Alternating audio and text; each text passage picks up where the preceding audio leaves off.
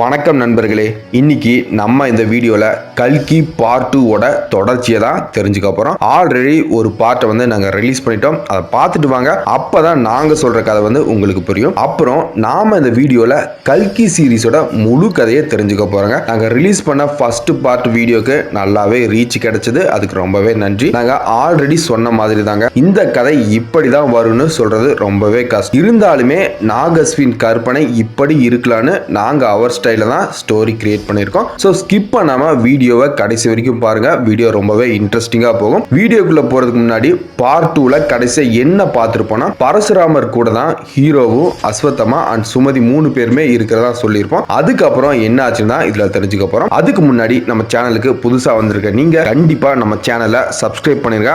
மறக்காம அந்த பெல் பட்டனையும் அமைக்கி எங்களுக்கு சப்போர்ட் பண்ணுங்க. நம்ம கதையை ஓபன் பண்ணா களி பத்தின சில இன்ஃபர்மேஷனை ஒரு வாய்ஸ் ஓவர்ல சொல்றாங்க. களி வந்து 500 வருஷம் முன்னாடியே பூமிக்கு வந்திருப்பான். அவன் இந்த பூமியை தேர்ந்தெடுத்ததுக்கு காரணம் என்னன்னா, எல்லா கடவுளுமே உலகம் சொல்றது பூமியை மட்டுமே இல்லைங்க, இந்த கேலக்சியை சேர்த்து தான் உலகம்னு சொல்லுவாங்க. சோ நம்ம பூமி மாதிரி வாழ தகுதியான நிறைய கிரகங்கள் இருக்கு. அங்கிருந்து பூமிக்கு களி வந்ததுக்கு காரணம் என்னன்னா, ப்ராஜெக்டே ஸ்டார்ட் பண்ணதா. அதாவது 2898 ஆண்டுல பிறக்க போகும் கல்கியோட அவதாரத்தை அழிச்சிட்டா இங்க இருக்கிற எல்லா உலகத்துக்குமே கடவுள் ஆகிடலாங்கிற எண்ணத்துல தான் இந்த கலி அசுரன் இருப்பான். அதனாலதான் கல்கி அவதாரம் நடக்க போறதை தெரிஞ்சுக்கிட்டு தன்னை தயாராக்க வேண்டுங்கிற நோக்கத்திற்காக டீப் ரிசீவ் எனர்ஜி மோடுக்கு போயிருப்பான். இப்ப நம்ம கதையோட ஹீரோ பிரபாஸை காட்டுறாங்க. பிரபாஸ் வந்து நானோ ப்ரொஜெக்டரை யூஸ் பண்ணி சுமதி மாதிரி ஹாலோகிராம் ரெடி பண்ணி பரசுராமரையும் அஸ்வத்தாமாவையும் அங்கிருந்து ஏமாத்தி கூட்டிட்டு போயிருவான் சுமதியை. அப்போ புஜ்ஜி அவங்க பக்கம் வரும். ஹீரோ கேட்பாரு, யார் உனக்கு எனர்ஜி ஜோஸ் தந்தானு? இப்போ புஜ்ஜி சொல்லும், ராஜமௌலி தான் எனக்கு தந்தாரு அப்படின்னு சொல்லும். அவர் தான் தந்து எனக்கு அப்கிரேட் பண்ணி இருப்பாருன்னு சொல்லும். சோ இங்க வந்து ராஜமௌலி அந்த எனர்ஜி தர சீனை காட்டுறோம். அங்கிருந்து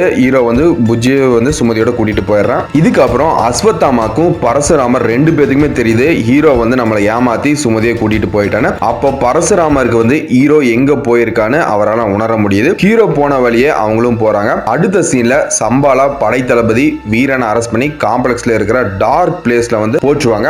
அங்க வீரன் பக்கத்துல இருக்கிறது வேற யாருமே இல்லைங்க, அவர் தான் நம்ம பைரவா குரு. துல்கர் சல்மான் அவரை காம்ப்ளெக்ஸ் டீமை கொலை பண்ணாம அவர் மூலமா நிறைய அட்வான்ஸ் டிவைஸ்லாம் காம்ப்ளெக்ஸ் ரெடி பண்ண வச்சிருப்பாங்க. அவருக்கு நிறைய டெக்னாலஜி யூஸ் பண்ண தெரியும், இனோவேஷனும் தெரியும். அப்பதான் வீரன் சொல்லுவான், சுமதி பொண்ணுக்கு தான் கல்கி அவதாரம் பிறக்க போகுதுன்னு. அவங்களை காப்பாற்ற முடியலன்னு ஃபீல் பண்ணுவான். அவங்க யார் என்ன பண்ணான்னு துல்கர் சல்மான் கேட்பாரு. அப்பதான் நம்ம பைரவா பத்தி சொல்லுவான் வீரன். அதை கேட்டுட்டு அவன் வேற யாருமே இல்ல, என்னோட சிஷியன் தான், என்னோட பையன் மாதிரின்னு சொல்லிட்டு அவனை என்னால தடுக்க முடியும், அவன் ஒண்ணு கெட்டவன் இல்ல, அவங்க கவலைப்பட வேண்டாம் அப்படின்னு துல்கர் சல்மான் சொல்லுவாரு. நாம இங்கிருந்து எஸ்கேப் ஆகலாம் அப்படின்னு துல்கர் சல்மான் அவங்ககிட்ட சொல்லுவாரு. வீரன் எப்படி முடியும்னு கேட்பான். நானோ ஹாலோகிராம் மூலமா நம்மள 3D ப்ரொஜெக்ட் பண்ணும், சோ நம்ம எஸ்கேப் ஆகிடலாம் அப்படின்னு சொல்லிட்டு அங்கிருந்து அவங்க கிளம்புறாங்க. அஸ்வத்தமாவும் பரசுராமரும் ஹீரோ இருக்கிற பிளேஸ்க்கு பக்கத்துல வந்துட்டே இருப்பாங்க. புஜ்ஜி வந்து நம்ம ஹீரோ கிட்ட சொல்லும், பைரவா நம்ம பக்கத்துல யாரோ வர்றாங்க, என்னால டிடெக்ட் பண்ண முடியுதுன்னு சொல்லும். அப்போ பின்னாடி இருந்து புஜ்ஜி மாதிரியே ஒரு வெஹிக்கிள் வேகமா வரும். அந்த வெஹிக்கிள்ல வீரனும்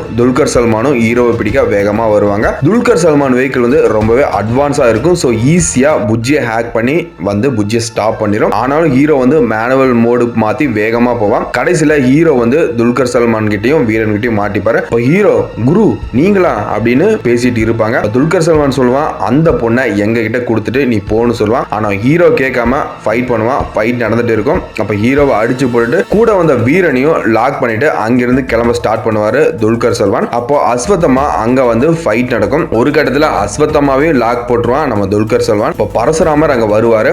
மாசான ஃபைட் சீக்வன்ஸ் இங்க நடக்குங்க. பரசுராமரையும் துல்கர் சல்மான் அடிச்சு அவரை பறந்து போய் கீழே விழுவாரு. அப்ப எல்லாருமே அங்க சாக்காய் பாக்குறாங்க. பரசுராமரையும் தூக்கி போற ஒரு சக்தி இருக்கா, சக்தியே இல்லையே அப்படின்னு பாக்குறாங்க. இங்கதான் ஒரு மாசான பிஜிஎம் வருது. துல்கர் சல்மான தான் பீஸ்மர்னு ரிவீல் பண்றாங்க. இங்க மகாபாரதம் பிளாஷ்பேக் இந்த இடத்துல காட்டுறாங்க. அம்பைக்காக பரசுராமர் பீஸ்மரை வந்து எதிர்ப்பாரு. அந்த ஃபைட் சீனை காட்டுறாங்க. அப்புறம் துல்கர் சல்மான் வந்து ஹீரோ சுமதியை அவரோட வெஹிக்கிள்ல கூட்டிட்டு போறாரு காம்ப்ளெக்ஸுக்கு.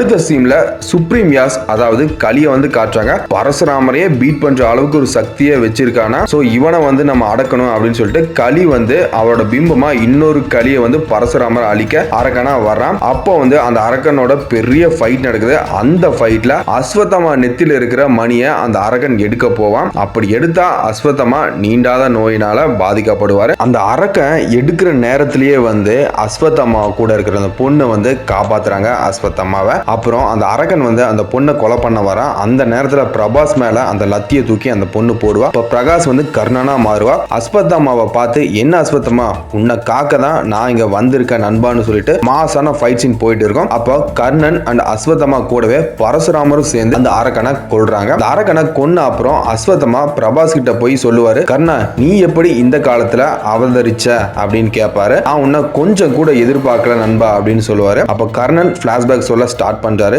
எனக்கு கிருஷ்ணர் போதனை சொல்லும் போது நான் கேட்டேன், என்னோட தகுதிக்கு என்னோட அந்தஸ்துக்கும் ஒரு காலத்துக்கும் அங்கீகாரம் கிடைக்காதுன்னு. அப்போ கிருஷ்ணர் சொன்னது ஒரே ஒரு விஷயம் தான், உன் மரணம் இப்போது சாத்தியமாகும், உன்னோட பேரு புகழ் எல்லா காலம் முடியும் வரை உன்னோட நாமம் சொல்லப்படும் சொல்லிட்டு என்னோட கடைசி அவதாரத்தின் போது என்னோட நின்று கலியை அழிக்க உதவுவாயின்னு சொன்னாரு. எனக்கு இப்பதான் எல்லாமே ஞாபகம் வருது அப்படின்னு ரெண்டு பேருமே பேசிட்டு போறாங்க. அப்போ பரசுராமர் நாம இப்போ அந்த அம்மாவை காப்பாற்றணும்னு சொல்லுவாங்க.